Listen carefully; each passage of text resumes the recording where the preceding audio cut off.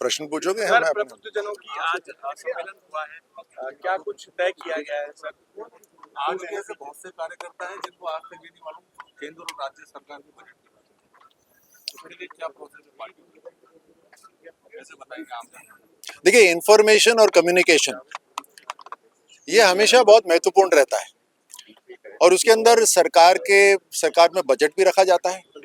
आप सब जितने भी न्यूज़ चैनल्स हैं वो भी एक तरह से जागरूकता का काम करती हैं। इंफॉर्मेशन और कम्युनिकेशन, सरकार की योजनाएं धरातल तक पहुंचे, जन कल्याणकारी योजनाएं कई बार लोगों को पता नहीं चलती, इसीलिए ये माध्यम बने हुए हैं।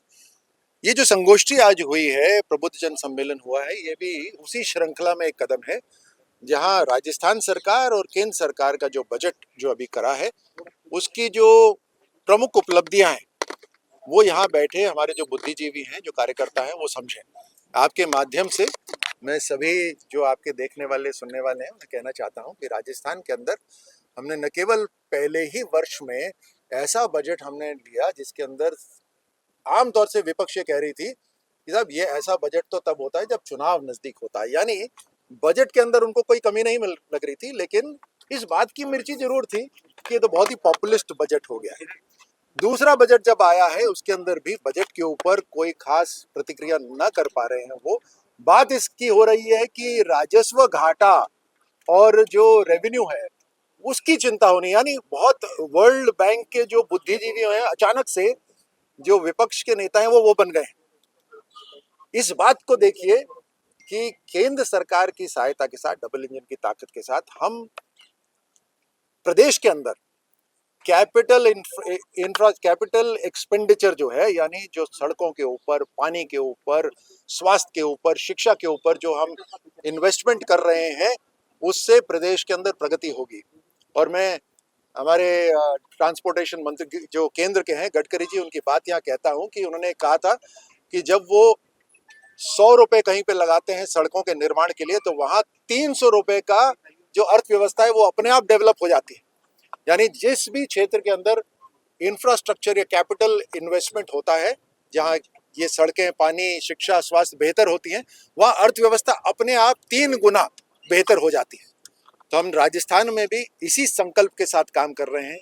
इस बजट ने कोई भी वर्ग को नहीं छोड़ा, हर क्षेत्र को टच करा है, यहाँ तक कि सबका साथ सबका विकास को पूरी तरह से चरितार्थ करा है, जहां शायद ये पहली बार होगा कि हर विधानसभा के लिए भी 10 करोड़ रुपए दिए गए हैं ताकि वहां पर सड़कों का निर्माण हो। कोई भेदभाव नहीं है। तो हर क्षेत्र को, हर सेक्टर को आगे बढ़ाते हुए इस बजट के अंदर काम हुआ है। हमने युवाओं के लिए खासतौर से कहा है कि तकरीबन 60,000 नियुक्तियां दे चुके हैं। हम तकरीबन 1.25 लाख नौकरियां सरकारी इस बजट में हमने घोषणा करी है। हमने तकरीबन 1.5 लाख नौकरियां, हमने प्राइवेट नौकरियां जो हम जिस तरह से इंडस्ट्रीज को लेकर आ रहे हैं वो भी हमने संकल्प लिया है। उसी तरह हमने जो किसान सम्मान निधि थी उसको बढ़ा दिया है और हर तरह से किसानों के पास पानी उपलब्ध हो उसके ऊपर भी काम हो रहा है। 100 किसान ऐसे हम चुनेंगे जिनको हम इजराइल भेजेंगे, जो नई तकनीक सीख कर आएंगे कृषि के क्षेत्र में। हम 5,000 किसानों को हम पूरे देश के अंदर भेजेंगे जहां नई तकनीक सीखेंगे। तो हर तरह से युवा हो, किसान हो, महिला हो, हमने 20 लाख महिलाओं को अब शामिल कर लिया है लखपति दीदी के प्रोग्राम के अंदर। सेल्फ हेल्प ग्रुप के अंदर काम हो रहा है। तो किसान, महिला, हमारे युवाओं के अंदर अग्निवीर अगर जब वापस कुछ आते हैं तो हमने फायर डिपार्टमेंट के अंदर, पुलिस डिपार्टमेंट के अंदर और फॉरेस्ट डिपार्टमेंट के अंदर उनके लिए रिजर्वेशन कर दिया है।